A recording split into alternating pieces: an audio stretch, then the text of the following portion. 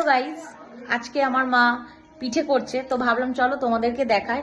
আর এটা বলে রাখি, আমার মা কিন্তু খুব সুন্দর পিঠে বানায়। বলতে মানে বেশিরভাগ মানুষই বলে আমার মা নাকি পিঠে স্পেশাল একজন মানুষ। তো চলো তোমাদের সাথে দেখাই যে আমার মা কিভাবে পিঠে করে।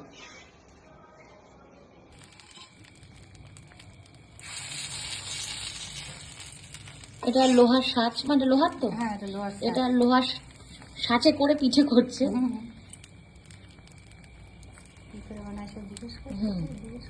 আচ্ছা মা, অনেকেই জিজ্ঞেস করে যে তোমার পিঠেটা এত ভালো, মানে এতটা ভালো হয় কেন?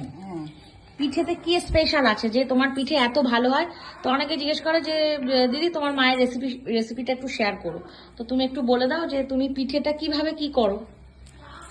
আমি প্রথমে বলতে চাই, আমি রাত্রিবেলায় 2 রকম চাল মিক্সড করে আমি ভিজিয়ে রাখি। সিদ্ধ চাল যদি আমি 500 দিই, আমি 200 গ্রাম গোবিন্দভোগ চাল দিই, দিয়ে আমি ভিজিয়ে রাখি। দিয়ে পরের দিন মিক্সচার করে একটা নারকেল দেব আর লবণ দেব, দিয়ে উষ্ণ গরম জলে আমি মানে ওইটাকে মানে ব্যাটারটা ভালো করে মিক্সড করব, করে তারপরে আমি লোহার ছাঁচে করে আমি পিঠেটা করি। আচ্ছা, তো এটাই হচ্ছে তোমার সিক্রেট?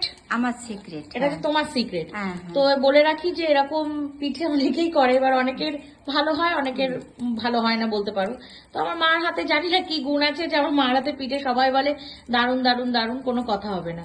তো চলো দেখে নিই আমরা পিঠে কত দূর হলো। মা একটু দেখাও কত দূর হলো পিঠে। আচ্ছা, একটু ওয়েট করে যাই আমরা। আর এদিকে কিছুটা ভেজানো হয়েছে পিঠে, তোমাদের দেখাই।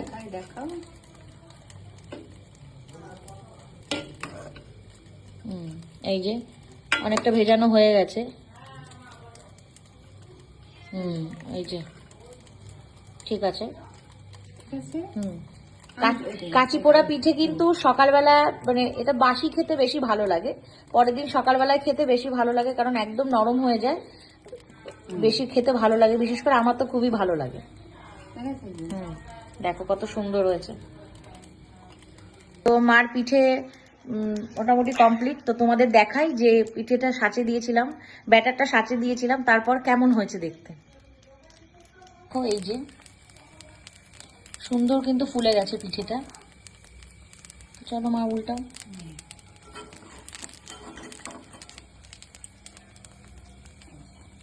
পেছনটা একটু দেখো, দেখো এটা দিয়ে দিল রসে।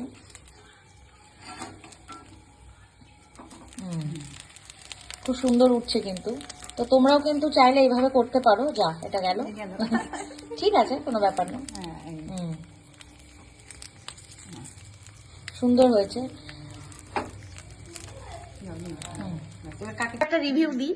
আমার এক কাকি এসছে, তো তার কাছ থেকে আমরা শুনে নেবো। কাকিকে পিঠে খেতে দেওয়া হয়েছে। তো কাকি তুমি বলো এবার, আমার মায়ের হাতে পিঠেটা তোমার কেমন লাগলো? খুব সুন্দর, এত সুন্দর, মানে আমি এতদিন খেয়েছি এই কাঁচি পোড়া পিঠে, এত সুন্দর খাইনি। সত্যি সুন্দর, আমার দিদি হাতে যেন জাদু আছে। এটা সবাই বলে মার হাতে জাদু আছে।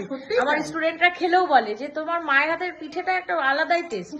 খুব সুন্দর। আর আমার মা এই পিঠেটাই ভালো করে, এই পিঠে আর পায়েস, এই দুটো খেলে মনে হবে না আমি অন্য কোথাও খাই। মানে সবাই পারে না, কিন্তু এত সুন্দর, মানে এরকম গলে যাওয়া মোমের মতো, সেটাই। খুব সুন্দর। তো শুনে নিলে, এবার তোমাদের কাদের বাড়িতে কি কি পিঠে হচ্ছে অবশ্যই কমেন্টে জানিও। আর আজকের মতন টাটা।